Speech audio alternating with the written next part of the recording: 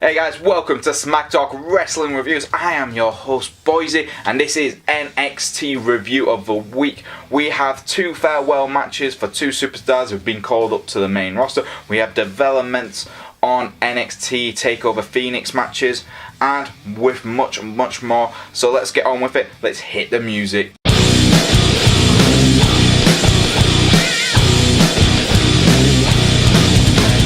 So we kicked off the show with none other than Johnny Gargano / Johnny Wrestling / Johnny Takeover / Johnny Badass, pretty much stating his goals for 2019 are going to be gold, and he is looking at none other than Ricochet's North American title. This caused the North American champion to come out, and they had a good back and forth promo work here. I really like the chemistry already between Johnny Gargano and Ricochet. It's really already hyped up the match, and that's the best thing. It's about we're about 3 weeks away from TakeOver Phoenix, and this match is already probably going to be the best match of the night with Johnny Gargano versus Ricochet. So I'm really excited. Tommaso Ciampa comes out as well, throwing his 2 cents into this promo. And before anything else, Aleister Black turns up on the big screen, tells Tommaso Ciampa to stop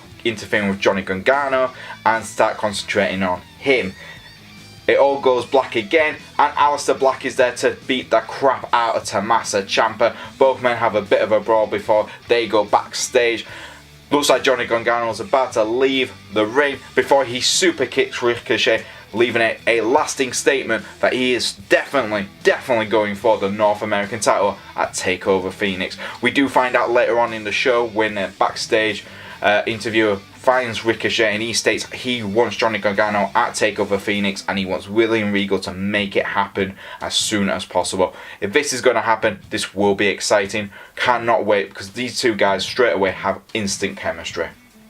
So for me, I'm going to give this opening segment, I'm going to give it a 7 out of 10. It had everything to build up not just one title match, but 2 title matches at the same time.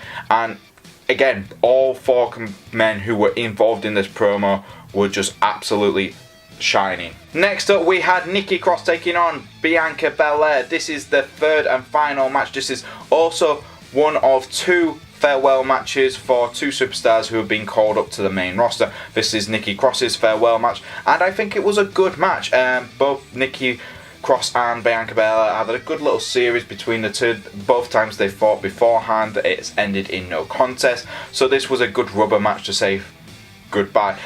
Bianca Belair did get the victory. It was a little bit shorter than I was expecting the match to be, but there was a lot of content in this week's episode of NXT, so the matches weren't as long as I was expecting, but very good. But yeah, it definitely shows exactly what it needed to do. It shows how good of a competitor Nikki Cross is, but it also does what it really needed to do, and that makes Bianca Belair look like a dangerous opponent for Shayna Baszler's NXT Women's Championship, which is what you need to do. Bianca Belair is probably going to be one of the biggest names on the NXT Women's roster now, because like I said, Nikki Cross is going, Lacey Evans is going, so those are 2 big names who are going from NXT to the main roster, so that will be interesting to see. But yeah, a good farewell match.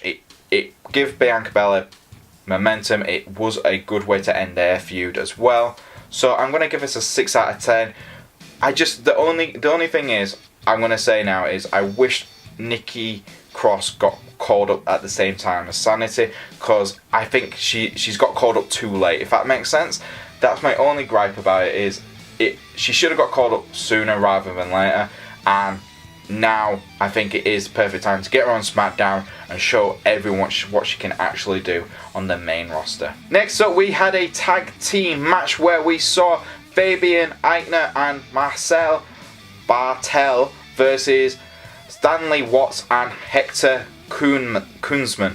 Yeah, this was interesting because I haven't had time to catch up with NXT UK. We'll be doing that before NXT TakeOver Blackpool. I didn't know Aichner and Barthel were actually tag team partners until this episode, so it was quite interesting to see them on TV, because obviously you now think of Fabian Aichner as an NXT UK talent, and it was good. It was a good match. It was longer than I was expecting, which was a surprise, and it was a hard-hitting match.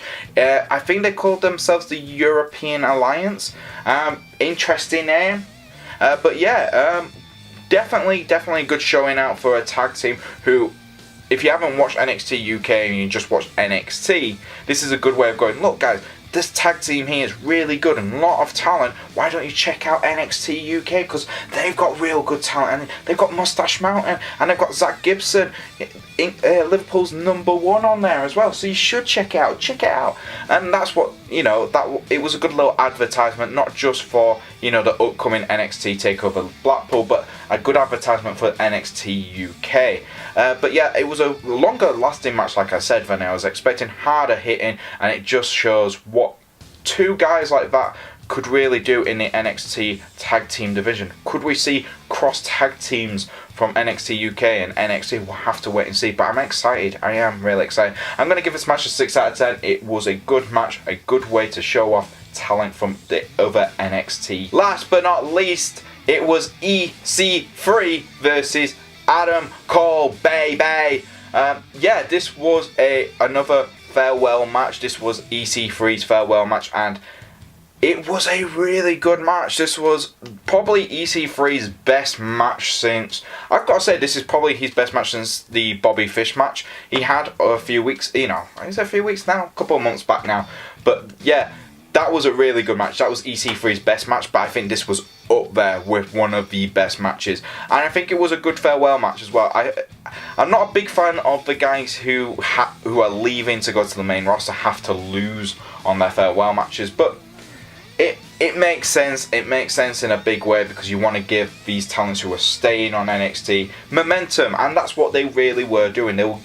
Adam Cole really doesn't need much momentum, and he did win because of the rest of the Undisputed Era trying to get involved in the match. But that was the whole thing throughout the whole match, was how is Undisputed Era going to get involved in the match? They did quite a lot, and that was interesting. EC3 managed to back him off a lot, beat him up a little bit while the referee was trying to keep him out of the ring. But obviously Adam Cole used the distraction and got the victory. After that, this is which was the best bit about this whole night for me, was Undisputed Era beating the crap out of EC3. That's not the best bit. Was Raw Raiders returning. They've been off injured since War Games. They come back and they just absolutely destroy the Undisputed Era. I'm not just talking about the tag team of Roderick Strong and Kyle O'Reilly. I mean, Bobby Fish got destroyed, and so did Adam Cole. So that is awesome to see as well, because that definitely solidifies them as the #1 contenders for the NXT Tag Team Championship, because War Raiders do need to hold those titles before they get called up to the main roster. They are one of the best NXT tag teams on the roster, and they are fun to watch, and they pull off moves that you just go, that is not possible for a big man to do. Why are they able to do it? And that's the best thing. But yeah, that solidified their NXT TakeOver match for the Undisputed Era's NXT Tag Team Championship. But the big question for me, though, after all this is settled and done, which was a great segment, I'm going to give this an 8 out of 10. Brilliant match, and the post-match beatdown was brilliant.